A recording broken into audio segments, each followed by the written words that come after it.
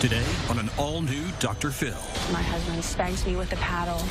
Say yes, sir. Is he delusional? We had a dog. He kept in the house for 5 days dead. He felt like he could bring that dog back to life. Just like Jesus did with Lazarus. Why is his wife You videotaped him giving a red belly to your son. allowing this to happen? Why did you let him do that instead of stopping it?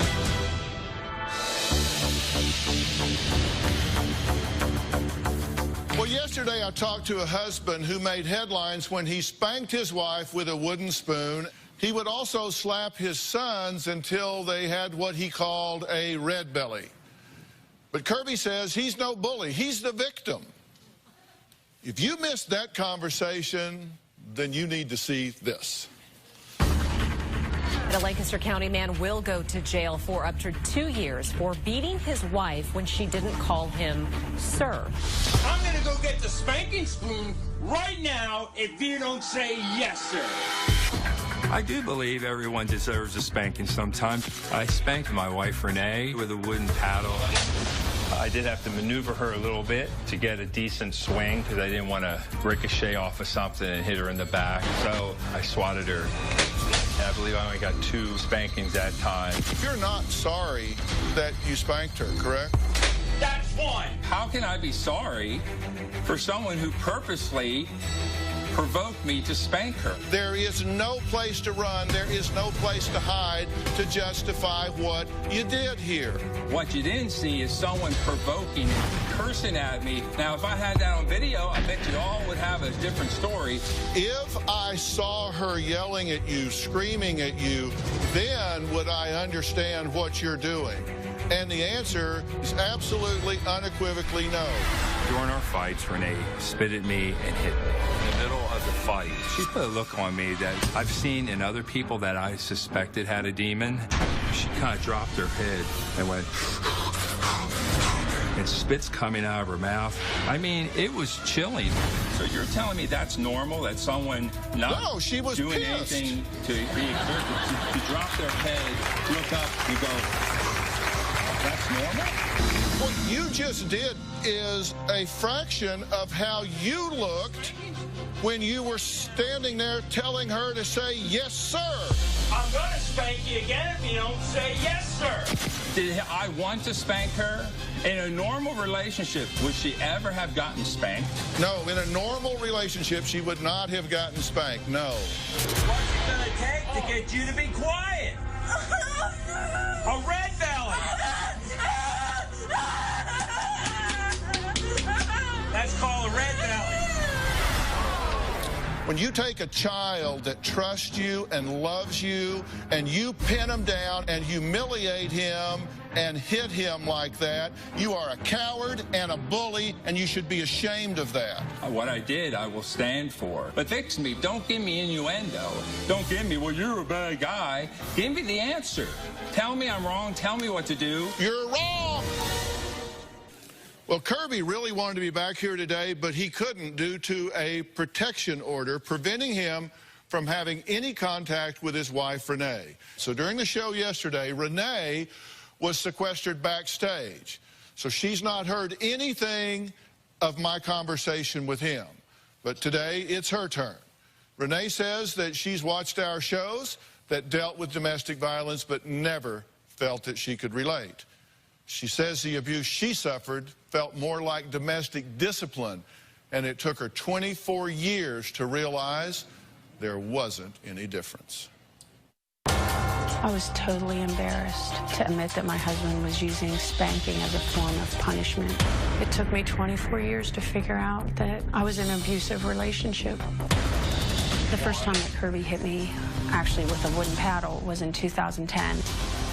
He used to keep the paddle in the bedroom on the top of the bookshelf, and I believe this is the one that he used.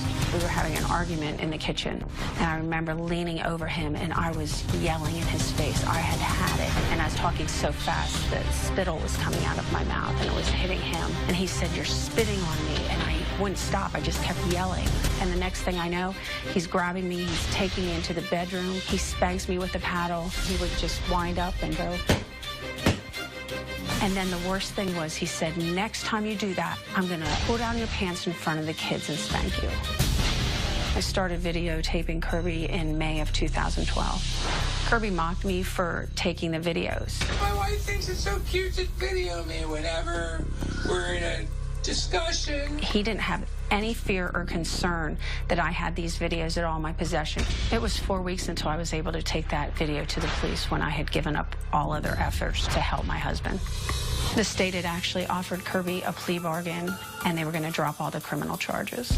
When I heard that Kirby had not taken the plea bargain and that we were heading to trial, I was convinced at that moment Kirby thought he was right and he had done nothing wrong. Where are you in all of this right now? Where's your heart? Where are you in your relationship with him and the future? We have 5 children together, and the oldest is 22, the youngest is 7. So there's a good 11 years of interacting with co-parenting that I have to deal with. Right now I'm protected through the PFA, which is a restraining order, for another 2 years. And then I'm officially unprotected from him just showing up at the door, stuff like that. And what are you fearful would happen if he showed up at the door? I mean, and you open it and there he stands. What do you think? How far can he go? What do you think could happen? Well, who knows? How do you know when somebody has a limit? I could say, oh, my husband would never do that, but how do I know where the limit is? We had a dog. He ended up killing that dog. And it was because of over-disciplining that dog. And so as I think about that, and I think about maybe there was a point right there is when he changed, because he kept that dog in the house for 5 days dead and prayed that he would be able to bring it back to life. How did he kill the dog? Okay. Well, he was a dog trainer.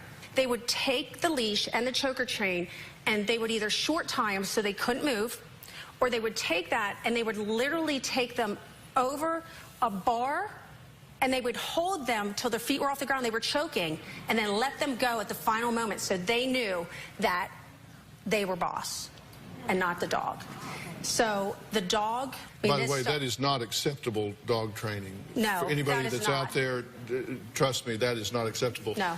Did he choke this dog to death? He short-tied it in a stationary tub. The doorbell rang.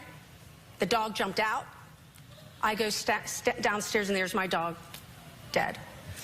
So. And when you say that he kept this dog, was he like praying over the dog? Mm-hmm. Was he actually, in your opinion, of the belief that he could resurrect this dog and bring this dog back? Yes, just like Jesus did with Lazarus. All right, well, because that's important to me, okay? That's delusional, and that's significant in terms of what you can predict or not predict. When we come back, I want to ask if there were red flags missed here. You know, when was the first time Kirby spanked Renee, and what did she say to herself about it in that moment? We'll be right back.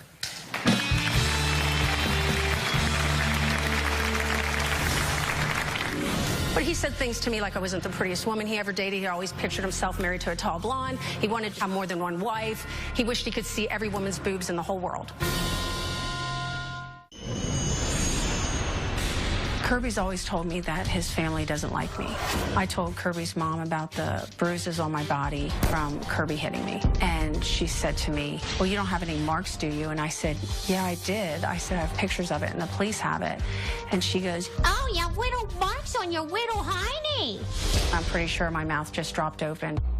I cannot imagine why any woman would think it's okay for another woman to get hit. I don't care if it's your son or not. I realized that some people just care about preserving the family and don't care about the truth. Well, that was Renee, who says Kirby's parents have never been supportive of their marriage. And let me ask you, did this ever happen before you got married? Never. And when was the first time? The first time was very soon after we were married. And to be fair, so women understand, there's a lot of women that are watching this that are maybe seeing bits and pieces of something that looks familiar. To be fair, I took the first hit in our relationship. And so I went after him. I don't know what he said. Maybe he said, I don't know if you heard of any, I don't know what was shown yesterday, but he said things to me like I wasn't the prettiest woman he ever dated. He always pictured himself married to a tall blonde. He wanted to have more than one wife. He wished he could see every woman's boobs in the whole world. Okay? I'm not justifying my actions, but what I'm saying is I threw the first hit. I'm 5'6", he's 6'5". I don't even know if I made contact. That's when he took me, threw me on the bed, spanked me with his open hand, and in my mind, that was kind of a no harm, no foul, like we were both idiots.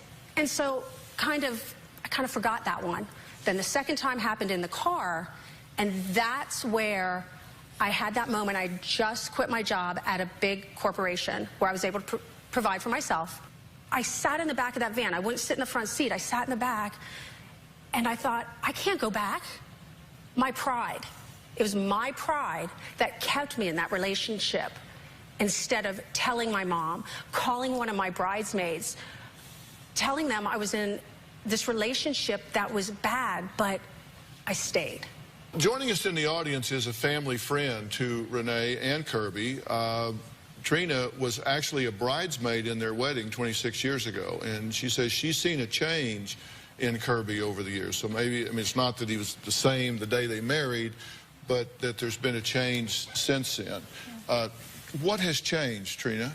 Oh, everything. So what we saw yesterday in my conversation with him when we were talking is not the Kirby that you met originally.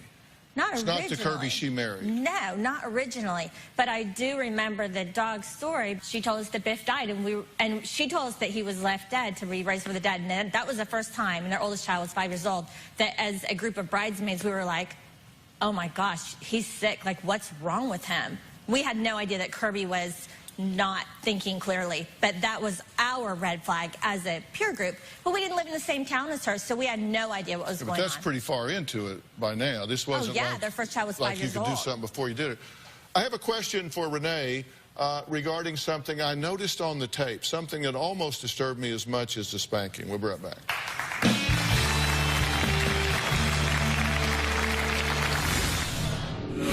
You videotaped him giving a red belly to your son, who was how old at the time? 14. Why did you videotape it instead of stopping it? Just recently, I've come to find out that Kirby hit the boys a lot. Some of the boys say they were spanked on a daily basis and sometimes multiple times a day. My concern, and I'm curious about the kids' involvement in all of this. When I first watched the full-length home video of Kirby spanking Renee, something disturbed me. I noticed when Kirby left the room to get the paddle, 2 of Renee's sons were in the room, and one son actually asked if she wanted him to hold her phone to video it. Take a look at this.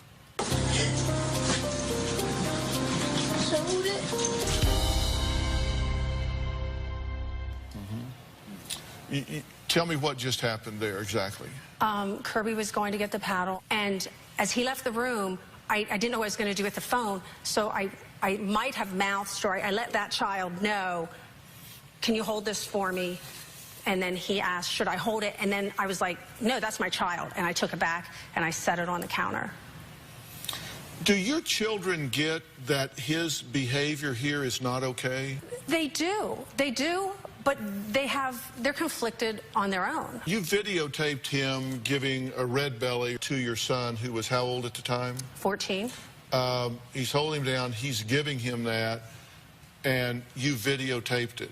Why did you videotape it instead of stopping it? It really was the best thing to do, because I had that on video. If I would have gone after him, it could have gotten worse for him and for myself. You probably created a longer-term safety window for these children by videotaping it than by tackling him at the time. I don't advocate getting physical in those situations at any point. Had he been choking him or doing something that threatened his life, different. I would tell you a different story. Totally different. You have to have a different approach to it. But We have excerpts of a letter from your 22-year-old that I want to share. He says, these are just excerpts. I saw a lot of fighting, a lot of bickering. Knowing how my mom gets, and she can get in your face, and she's very intelligent, so she knows how to spin things and make you feel dumb. And my dad felt like he was losing control, and that's the only way he knew, so he spanked her. I just heard a couple of weeks ago, he said to someone, it was just 2 whacks on our butt. I don't know what the big deal is. And that just really took me back. I haven't talked to my dad in a month. I just know that he's stuck in a spot where he doesn't know what to do. And he's not crazy. He's not out to hurt my mom. He's not a bad guy. He's just confused. So your 22-year-old son has some compassion for him, although he says, I was shocked to hear it was just a couple of whacks. He knows better than that. And he admits that he's misguided. I mean, does your son understand why you're not still in this relationship? They understand that basic premise. They understand it was against the law and that he should have never resorted to physical violence.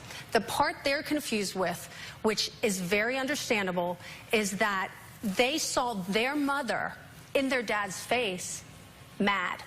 The kids are confused because their role as they see a mother in a household was to be subservient to a father. So when I'm speaking up and saying things to my husband, they're going, that's wrong.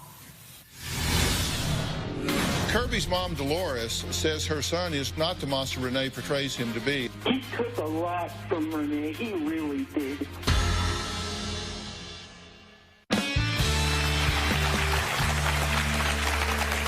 Joining us in the audience is a woman who says Kirby is misinterpreting the Bible. Rachel, you've been listening to all of this. What's your take on this? Proverbs 31, it's a woman speaking. It's not a man. So a lot of people don't think about that. It's actually not a husband demanding what has to happen or else for his wife. It's actually a mother talking to her son, who's going to be king, about just the qualities in a woman that could be valuable and inspirational and beautiful and the things to look for. And it's actually not intended or there to make women feel trapped by the title of a Proverbs woman. It's not supposed to be pressure, but to empower and inspire the value that we have. Well, your neighbor here is a Christian minister, Devon Franklin. Devon, I've been watching you while we were having this conversation. I thought you or I or both of us were going to have a heart attack at the misuse of Scripture to justify irrational behavior. What's your take? I mean, it's so sad, you know, to see a Christian man present himself in this way and present the Word of God in this way, and to use Scripture to twist his irrational behavior. And Renee, my prayers go out to you because it's very, very difficult. But I really pray that Kirby will see the light and no longer use Scripture in that way. Actually, Kirby's mom, Dolores, says her son is not the monster Renee portrays him to be, and she's actually on the phone. Dolores, are you there? Yes, I'm here. Thank you for being here. You've been listening to this all along, right? Yes, I have. So tell me what you honestly think about your son's position and thinking about all of this that we discussed today. Well, he's my son, and I love him, but there are some things that I didn't agree with. Spanking his wife is just not right. It's not right. But at the same time, he took a lot from Renee. He really did. Kirby's trying to do right. He loves her. He keeps saying he loves her.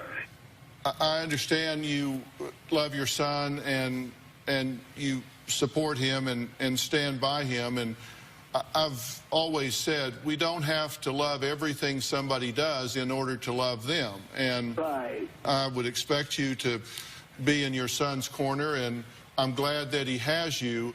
But I really hope that you'll love him enough to tell him the truth about the things that you think he's not straight on. Right. I appreciate you calling in and listening to everything, so thank you very much for that. And Renee, let me just conclude this by saying to you, I believe that Kirby is really not thinking straight. I know he is confused. He is going to need some serious help, and I'm going to offer to arrange him some hand-picked serious help, and I'm going to start with a Christian counselor that can let him know straight up where he is misguided and at least try to get him dealing with the truth. Thank you. And get that done, okay? There is another video between husband and wife that had all of my viewers talking. And by the time the husband finally arrived on this stage, he called me a farce. You are a farce. This is a farce. Well, what happened to them? We'll find out next.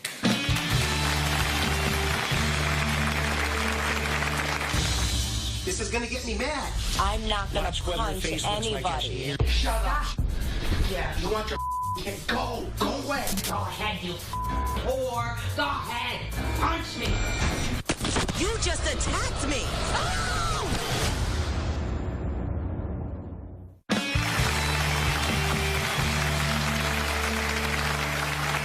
Well, many of you will remember my next guest. The fights between her and her husband were shocking and unforgettable. Now, Marie says Ron scared her to death and that he wrote the word kill on their bathroom mirror. Now, Ron completely denied her allegations and claimed she was the abusive one in their relationship. But when Ron got to my stage, he didn't want to hear what Marie or anyone else had to say, especially me. Food card. You want me to talk like that when you say, give me the food card? Anything will set Ron off. No! He punches things. His hands bleed. You want your There's definitely something wrong with these rages. Forget it! Are you afraid? Yeah, terrified. What do you think's going to happen? I'm going to be another missing wife. You think he can kill you? Absolutely. This is gonna get me mad. You just attacked me. Get out of here! Oh! I'm never physical, Dr. Phil, ever. Never once touched her, never called her anything fat, ugly. She's beautiful. Everything she says is a lie. Get away from me. I just woke up. I don't want to wake up 4 hours and with you. I'm an abused husband. Do you know what that means, Dr. Phil? I get my face bashed in every day. I'm dealing with a lunatic. You people are laughing. My home is a mess. Time out. You know, listen. You can ridicule me for being... Come on, you can be a victim later. I don't think domestic violence is the platform for laughter, because if some of you women are... Hey, you've got a know-it-all, sanctimonious attitude. How's that working for you in your marriage? Then why don't you do something different? You're right. Congratulations. Congratulations. Crawl down off your high horse, buddy. What a farce. Are you going to keep calling the police and being angry? And punching my face in? I'm clean. I shot. No. You rub your feet. I begged you. You're on my Please, don't discount me. You already beat me all the time. Don't discredit me. I beat you. And all the time that I've been working with people, you two may have perhaps the worst communication skills I've ever met. You can't problem solve because you're not problem solvers. You're problem creators. And both of you need to calm down. Well, Marie, you're here. He's not. No. Where is he? At his home. Okay, which means you two are not together. No. I packed my bags and I went to a shelter with my daughter. I took Della with me. Right. And how did that work for you? How did that flow and how did it work for you when you decided to do that? I knew I was worth more than that to somebody on this earth. You couldn't bring me down. I'm not a victim. I don't want to be looked at as a victim. We arranged for you guys to have help when you left here. Yes. A therapist for you to see. Did you do that? I did. And did he go? He did go a few times and decided that we could get help someplace else because he decided he didn't really like the therapist. He didn't like that guy either. No. I notice you're not wearing your wedding ring. No. Are you finished? Yes. You're moving on. I'm moving on.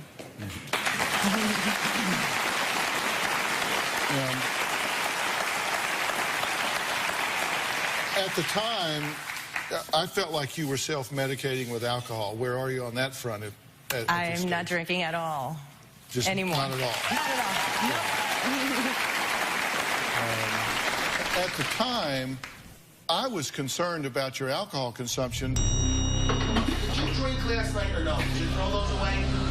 I did dump them. They're outside. Okay, because there was... I dumped them. I dumped them. It's not a question if we're going to get divorced. It's a question if Dr. Phil says you're safe enough to continue to be your mother with your daughter. Trust me.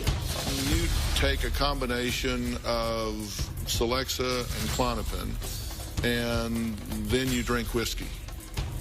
Listen, I'm worried about this mix of pills and alcohol. You were taking medication as well. Yes. And I had one of our Doctor on Demand doctors plug in and weigh in. What impact did that have on you? That had a huge impact on me. I couldn't believe that that could happen. And when I looked at the show, when I watched it, I was like, my gosh, I want to live. I want to live for my daughter. So you've stopped drinking, so you're not mixing alcohol and medicine. Nope. You've also lost like 20 pounds, right? Yeah. Mm-hmm. Stress. Yeah. Yeah. All right, we're going to take a quick break. More from Marie, and later we'll hear from another memorable guest who says, I won't be able to recognize her now. That's all coming up.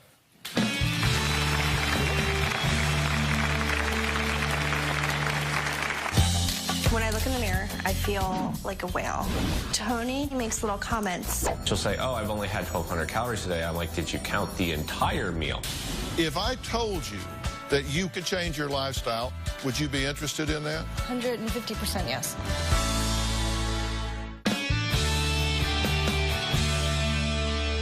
I first met Marie last season after she wrote in about her husband, Ron, who she claimed was abusive. Now, he vehemently denied any abuse and said his wife was the problem. Now, since the show, Marie has left him and says her life is drama-free at this point. Now, you left, went to a shelter. You were there for a while. Yep.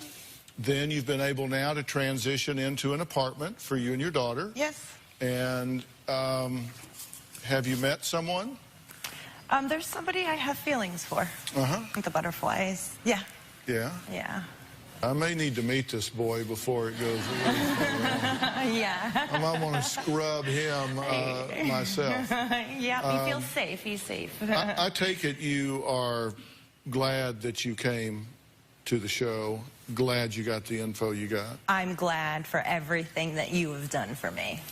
Well, you know, you often see me offer resources to guests on the show. Marie says the counselor that we arranged for her was a huge help during her decision-making process. And this guy is, we're talking top-notch professional, Dr. Mark Hillman. He is author of My Therapist is Making Me Nuts, which is a great book that you can find on Amazon.com. I've read it. You should, too. He's joining us now on Polycom. Thank you so much for the work that you're doing with Marie. Well, thank you for the referral. And the real task here is that Marie looked at her overall life, based upon her own core values and beliefs. She made some hard yet responsible decisions. And I give that credit to Marie because she could not be addicted to high drama, the opera, and she wanted to move on to protect her daughter. I admire that. He's obviously done a terrific job with you, and he's probably going to want to scrub this new boyfriend as well. I think, Mark, between you and I, we'll keep a pretty close eye on him and be sure that everything is going in the right direction. And we certainly hope that you're going to continue to work with Marie and help her through this time. Absolutely, Dr. Phil. Dr. Hillman, thank you so much for your work.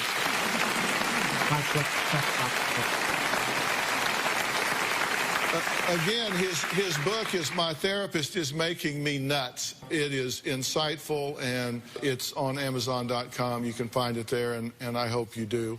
I am so proud of you. Thank you for coming back and giving us an update. I really appreciate it.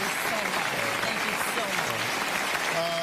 I I recently heard from another past guest who was also unhappy in her marriage. She said her husband was constantly putting her down for packing on the pounds after their wedding. When I saw the videos she sent, I almost didn't recognize her. Take a look.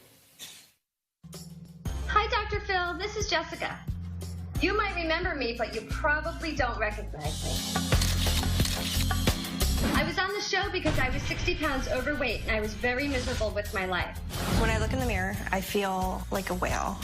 Tony makes little comments. She'll say, oh, I've only had 1,200 calories today. I'm like, did you count the entire meal? How many points was that? I don't want to do anything because I feel fat. How many times you walked away and said, I wish I'd said this, I wish I'd said that, why didn't I say this? So I let you write everything down in advance, right? Mm-hmm. It's so frustrating that you don't get that I don't feel sexy. There isn't anything you can do to say you're changed. You don't feel attractive. Read your script. I admit that I tell bad jokes and my sarcasm isn't the best medicine, but really, I mean, how many points is a half dozen donuts? Do you really get how she feels? Well, she's taken some of the things that I say jokingly to heart, and I can't have that. No, so we're going to stop that. I want to put 60% of your body weight on you here. Ooh. Now, want to get frisky? If I told you that you could change your lifestyle and never be hungry, would you be interested in that? 150% yes. Since the show, I got divorced and I've lost a total of 90 pounds. I've gone from the size 14 all the way down to a size 0. I have found a great guy. I'm finally empowered with self-confidence and self-esteem. I owe all this happiness to you. Thanks, Dr. Phil. Wow. You know, that's what I mean when I say it is a choice and you make it. So congratulations, Jessica. And she lost the weight the old-fashioned way, eating right and exercising. So congratulations. Coming up, a woman who says she's not afraid of her husband, but she is afraid of something else we all have to face. We'll find out what that is after the break.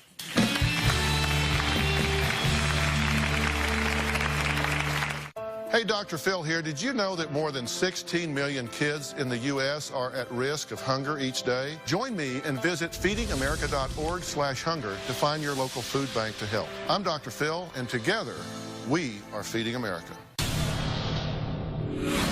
You know, getting old is a part of life.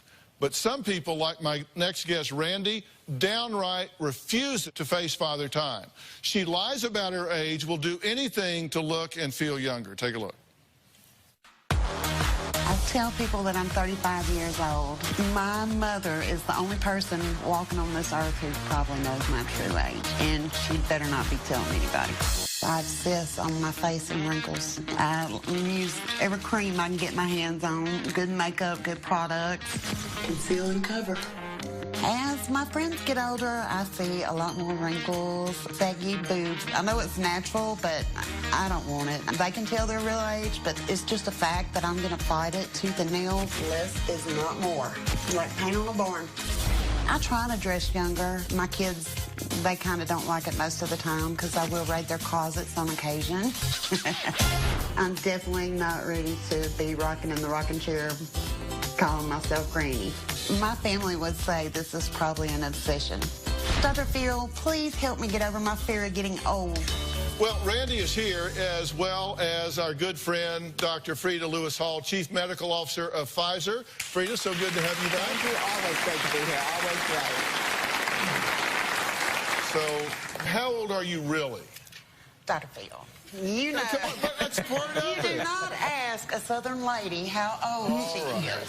All right. But I'll tell you, I have been 35 for quite a few years now. All right. So that's back there somewhere. It's somewhere. So, look, Dr. Frida, fear of getting old just really isn't that uncommon, is it? No, it's not uncommon at all. In fact, we have some new research in which we found that 87% of Americans, 87% have a fear of getting old. We started calling that FOGO. FOGO. FOGO, right?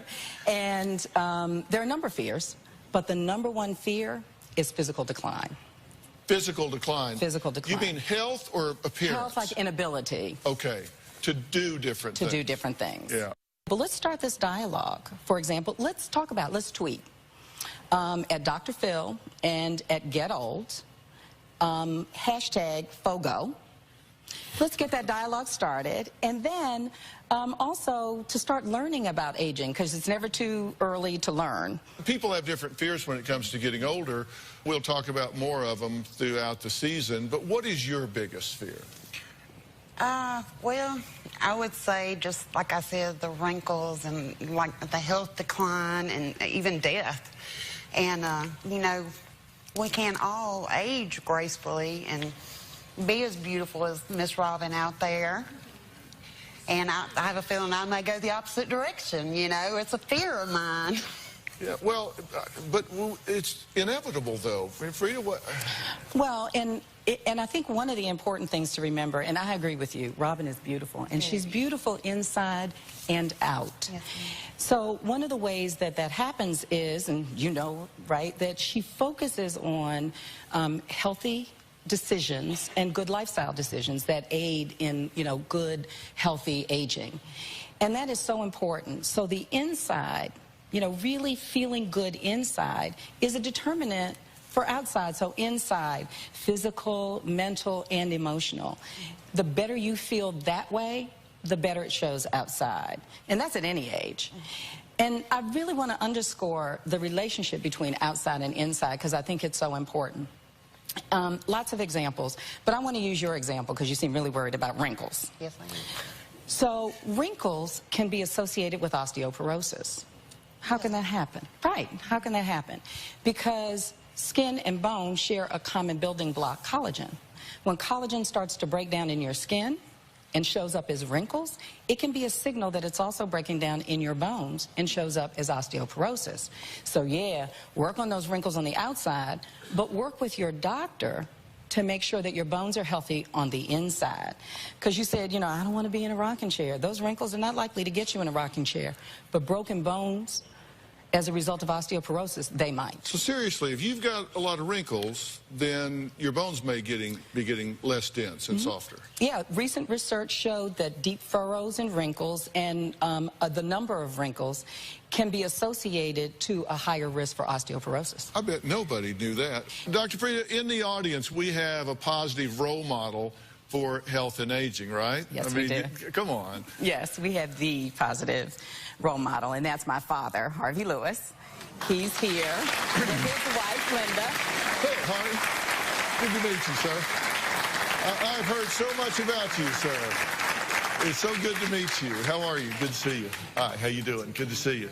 So, how old? Can we ask? Yes, you can. Well, first of all, I should say they're out here celebrating their 6th wedding anniversary. Wow. So now ask my dad how old he is. Okay, so how old are you, sir? I am 96 years old. You are 96?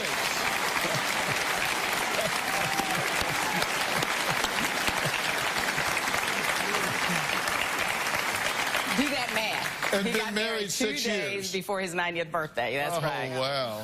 Age is just a number. Well, Randy, I hope, I mean, come on. I hope that you see that age is just a number. And if you embrace life, I mean, you can look fantastic at any age.